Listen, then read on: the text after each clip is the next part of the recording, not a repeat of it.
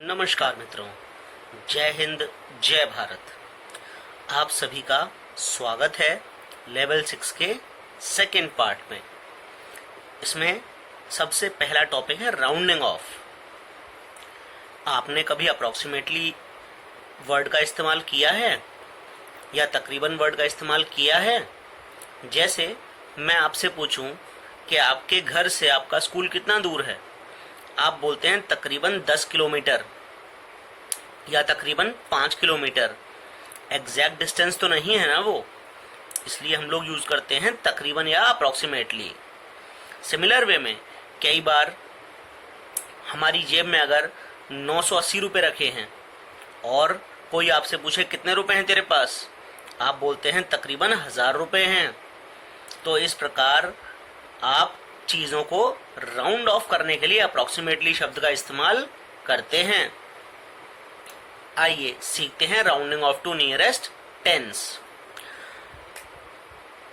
अगर आपको एक नंबर दिया जाए 14, अब 14 10 के करीब है या 20 के? 14 10 के करीब है, इसलिए 14 को हम लोग राउंड ऑफ करके लिख सकते हैं 10। अगर 14 की जगह नंबर होता 16 पड़ता 20 के करीब, तो 16 को हम राउंड ऑफ करके लिख देते हैं 20। एक बड़े असमंजस की बात आ जाती है, अगर नंबर 15 है तो क्या होगा? 15 तो 10 से भी 5 की दूरी पे है, 20 से भी 5 की दूरी पे है।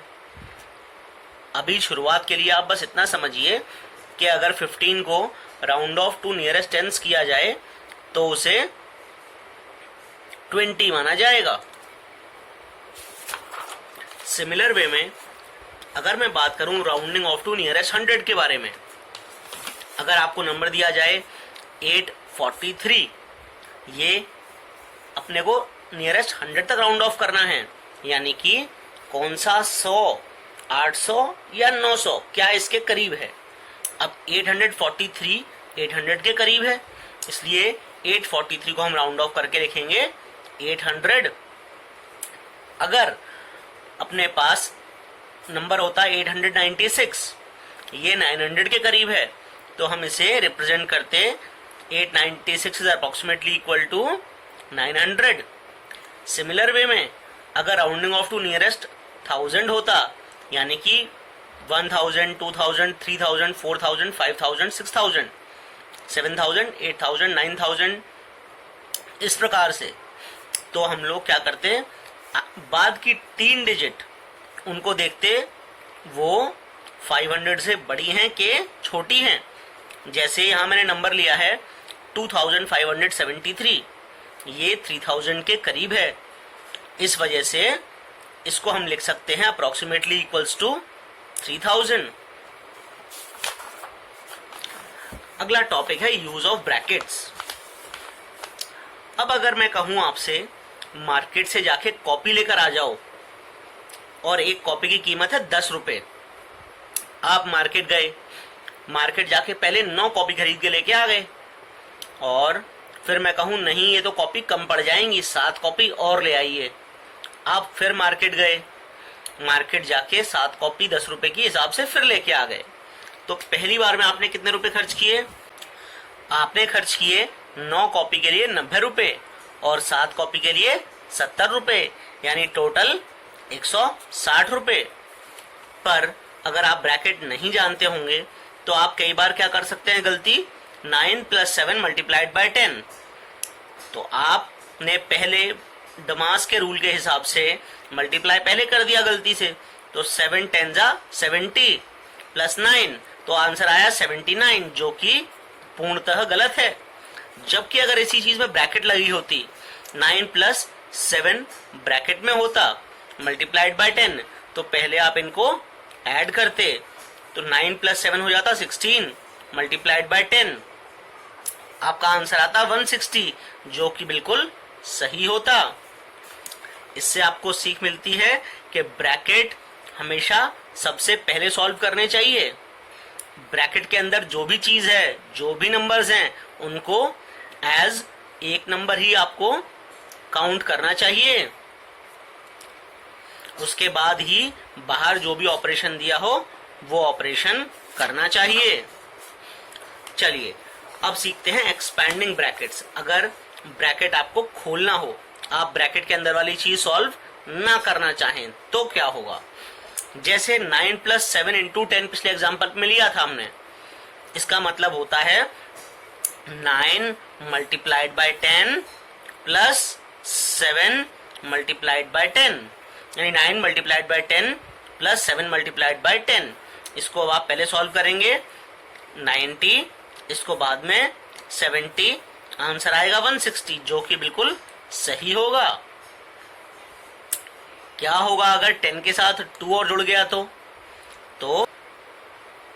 इसका मतलब होता है 9 × 10 + 9 × 2 + 7 × 10 + 7 × 2। जब आप इसको सॉल्व करेंगे तो आपका आंसर आएगा 192। अगला टॉपिक है Roman numerals. Roman numerals means जैसे हम मैथ्स में 1 2 3 4 5 6 लिखते हैं, इसी प्रकार से रोमन नंबर्स में भी लिखते हैं 1 2 3 4 को, लेकिन थोड़ा सा अलग सिंबल से। जैसे 1 को सिंगल डंडा से बनाया जाता है, 2 को 2 डंडे से, 3 को 3 डंडे से, 4 को IV से, 5 को V से, 6 को VI। अब ये रोमन न्यूमरल्स जो होते हैं वो कैसे लिखे जाते हैं वो सीखते हैं। आपको कुछ सिंबल्स तो याद करने पड़ेंगे, जैसे 1 5 10 50 100 500 और 1000। अब ये कैसे लगेंगे, आप रोमन न्यूमरल्स कैसे लिखेंगे, उसके लिए कुछ रूल्स हैं। आइए उन रूल्स पे नजर डालते हैं। पहला रूल, अगर कोई भी नंबर रिपीट हो रहा होगा तो उसकी वैल्यू उतनी बार ऐड कर दी जाती है। जैसे 3 बार 1 खींचा जाए, 1 1 1, इट मीन्स 1 + 1 + 1 यानी कि 3। अगर 3 बार x x x लिखा जाए, इसका मतलब 10 + 10 + 10 यानी 30।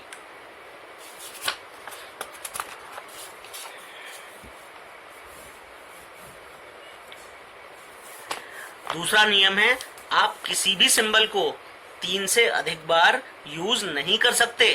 एक्सेप्शंस हैं इसमें, V मतलब कि 5, L मतलब कि 50 और D मतलब कि 500। आप इन्हें कभी रिपीट नहीं कर सकते।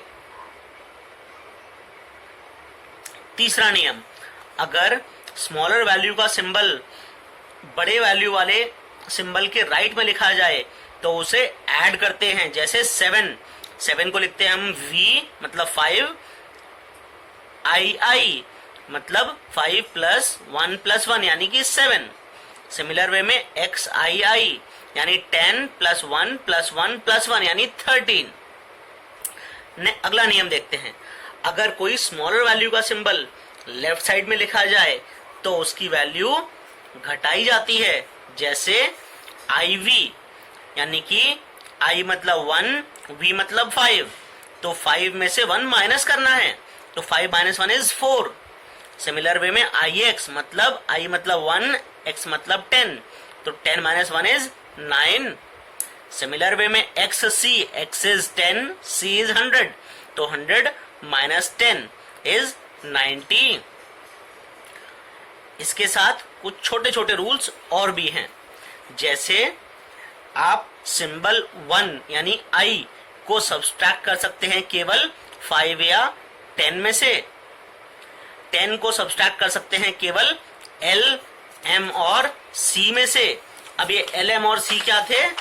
L था आपका 50, M था 1000, C था 100। सिंबल V, L और D ये कभी भी लेफ्ट साइड में नहीं लिखे जाते। किसके? ग्रेटर वैल्यू सिंबल्स के। V मतलब 5, L मतलब 50 और D मतलब 500। V, L और D को कभी आप सब्सट्रैक्ट नहीं कर सकते हैं। इतने सब रूल समझने के बाद मैं आपको 2 नंबर्स देता हूं, 79 और 99।